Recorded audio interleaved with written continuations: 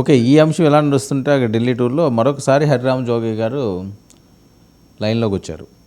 ఖాళీ అయ్యే 3 రాజ్యసభ స్థానాల్లో ఒకటి జనసేన కేటాయించాలి. నాగబాబును రాజ్యసభకు పంపించాలని ఈయన కోరుతున్నారు. ఎందుకు పంపించరు? ఎందుకు ఆలస్యం చేస్తున్నారని? ఒక ఆయన రాంబాబు డైరీ అని మనం నండూరు ఆయన నవల వ్యంగ్య ఇది దాంట్లో పరాంకుశమో ఏదో ఒక ఎడిటర్ ఉంటాడు.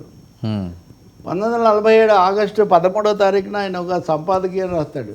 1947 ఆగస్టు 13వ తేదీన ఏదేమైనా బ్రిటిష్ వాళ్ళు దేశం నుంచి వైదొలగాల్సిందే, ఇంకా భారతదేశానికి స్వాతంత్రం ఇవ్వకపోతే కుదిరే సమస్య లేదు, ఈ దేశ ప్రజలు సమర శంఖం పూరిస్తారు ఇదంతా అని.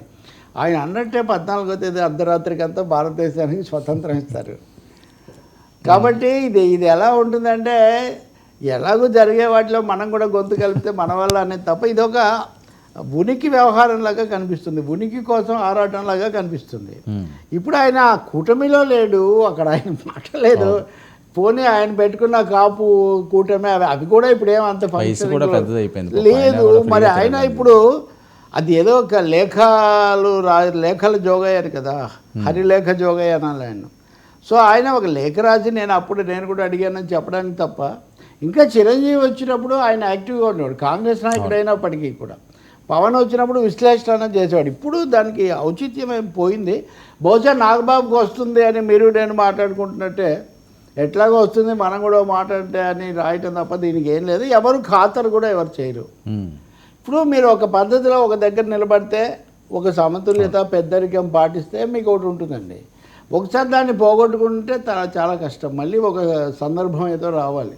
అది హరిరామ జోగయ్య అయినా, ముద్రగడ పద్మనాభం అయినా, ముఖ్యంగా హరిరామ జోగయ్య. పవన్ కళ్యాణ్ ఆయన్ను పెద్దరికంతో కూర్చోబెట్టి ఆయన సమక్షంలో మాట్లాడారు అవన్నీ కూడా. అప్పుడు ముఖ్యమంత్రి కావాలి, ఏదో రెగ్యులర్గా లేఖలు రాసేవాళ్ళు కదా. ఒకటేమో వాళ్ళ అబ్బాయి అనుకుంటా కదా, అటు వెళ్ళి అవును అటు వెళ్ళటం వల్ల ఒకటి, ఇదొకటి. 2 కారణాల వల్ల తూకం అంటాం చూడండి, వెయిట్, ఆ వెయిట్ ఏం లేదు ఇప్పుడు ఆయన గొంతుకు. రెండవది నాగబాబు మీరెందుకు అడగడం, ఎట్లా పవన్ కళ్యాణే అడుగుతున్నాడు.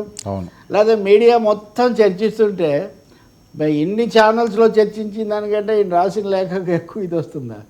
కాబట్టి ఊరికినే ఒక వ్యూహాత్మక స్వీయాత్మక అస్తిత్వ పోరాటం లాంటిది.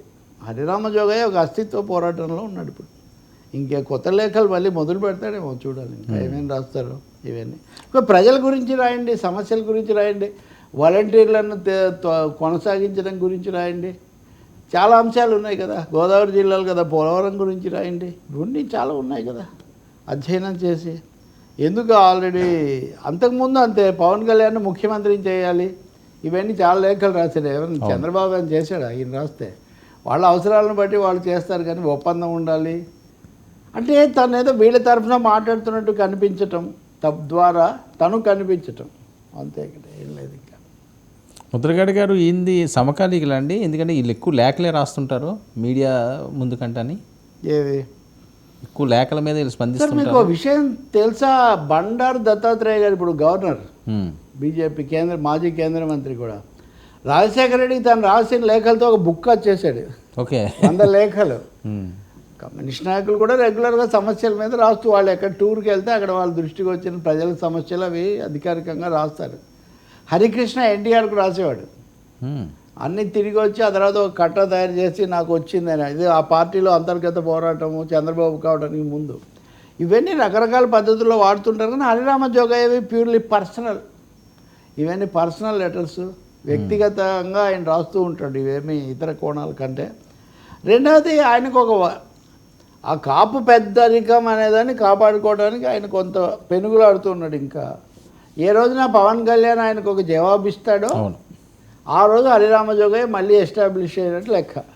ప్రీ ఎలక్షన్ సీన్ మళ్ళీ రావాలని ఆయన ఇవన్నీ చేస్తున్నాడు. ఇంకా అది కరుణిస్తాడా లేదా, గగనపు వీధి నుండి అన్నట్టుగా వస్తుందా లేదా అన్నది అది పవన్ కళ్యాణ్ మీద ఆధారపడి ఉంది అంతే. బట్ ఆయన కూడా ఇప్పుడు అంత అవసరం కూడా ఉండకపోవచ్చు. అప్పుడు ఉపయోగపడింది అంటే ఖచ్చితంగా. ఈ బేస్ ఇదంతా ఉపయోగపడింది, వ్యక్తులు వీళ్ళు ఉపయోగపడ్డారు, ఓపిక చేశాడు. రాజ్యసభకు పంపని ఇక్కడి నుంచి లేఖ రాసి అంటే ఇంకొకటి కూడా ఉంది.